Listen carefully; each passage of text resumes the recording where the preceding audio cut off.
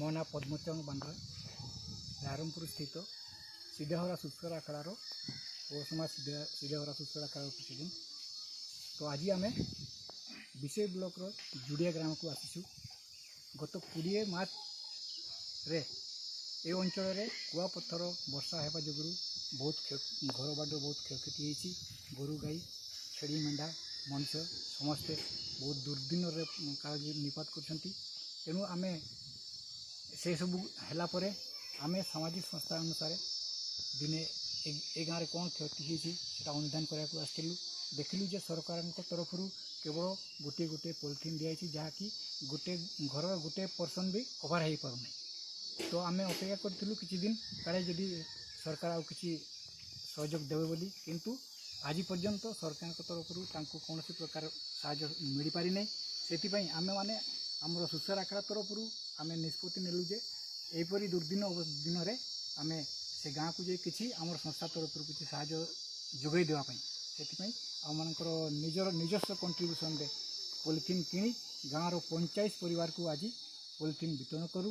ଆଉ ଆମେ ଚାହୁଁଛୁ ଯେ ସରକାରଙ୍କ ପାଖରେ ଯେ ଖୁବ୍ ଶୀଘ୍ର ତାଙ୍କର ତଦନ୍ତ କି ଇନକ୍ୱାରି କରି ଏ ଗାଁରେ ଯେଉଁମାନେ ଅଛନ୍ତି ତାଙ୍କର ଦୁଃଖ ବୁଝି ତୁରନ୍ତ ଘର ରିପେୟାର ବାବଦକୁ କିଛି ଆର୍ଥିକ ସହାୟତା ପ୍ରଦାନ କଲେ ଲୋକମାନେ ଉପକୃତ ହେବେ ବୋଲି ଆମେ ଆଶା କରୁଛୁ।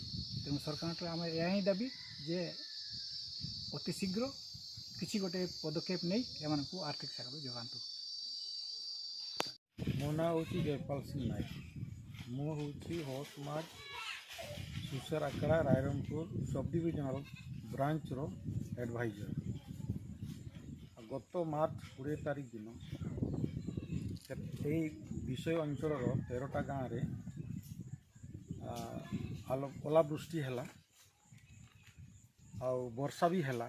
ସେଥିରେ ଏହି ଅଞ୍ଚଳର ସବୁ ଗାଁରେ ଛପର ଘର ବା ଆଜବେଷ୍ଟର କି ଟାଇଲ୍ ଘର ସବୁ ଚୁରମାର ହୋଇଗଲା ଏବଂ ବର୍ଷା ପାଣି ଘର ଭିତରେ ସବୁ ଜମା ହୋଇ ରହିଲା 2-3 ଦିନ।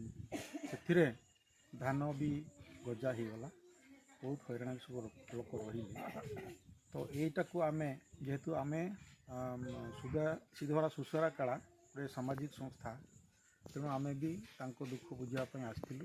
ଆକଳନ କଲୁ ଯେ ସରକାର ଯଦିଓ ଗୋଟେ ପଲିଥିନ୍ ଦେଇଛନ୍ତି ସେଟା ସମୁଦ୍ରକୁ ସଂଖ୍ୟା, ତେଣୁ ଆମେ ବି ଚିନ୍ତା କଲୁ ଆମ ଆଖଡ଼ା ଆଡ଼ୁ ଆମ ମେମ୍ବରମାନଙ୍କର ଦାନ ଯାହା ସବୁ ଆସିବ ସେଥିରେ ଆମେ ପଲିଥିନ୍ କିଣି ଗାଁବାସୀମାନଙ୍କୁ ଆମେ ଦେବୁ। ବର୍ତ୍ତମାନ ଆସିଛୁ ଆମେ ଜୁଡ଼ିଆ ଗ୍ରାମ, ଯେଉଁଟାକି ବିଶୋଇ ବ୍ଲକ ଅଣ୍ଡରରେ ପଡ଼ୁଛି, ସେ ଗାଁକୁ ଆସିକି ଆମେ ବର୍ତ୍ତମାନ ପଲିଥିନ୍ ସବୁ ବାଣ୍ଟିଲୁ ଏବଂ ଆଜି ସରକାରଙ୍କୁ ଆମେ ମଧ୍ୟ ଲେଖିବୁ। ତାଙ୍କୁ ଦୁଃଖ ହୁଏତ ସେ ଭଲ ଭାବେ ବୁଝିପାରିନାହାନ୍ତି, ନହେଲେ ଏତେ ଦିନ ବର୍ଷା କି ଦୁର୍ବିପାକ ହେଲା ପରେ ମଧ୍ୟ ତାଙ୍କ ଦୁଃଖ ସେ ବୁଝିନାହାନ୍ତି। ତେଣୁ ଆମେ ସରକାରଙ୍କୁ ଏଠୁ ଯାଇ ଆମେ ଚିଠି ଲେଖିବୁ, ଯଥାଶୀଘ୍ର ଏଇ ଗାଁକୁ ଆସି ଯଥା ବ୍ୟବସ୍ଥା କରିବୁ।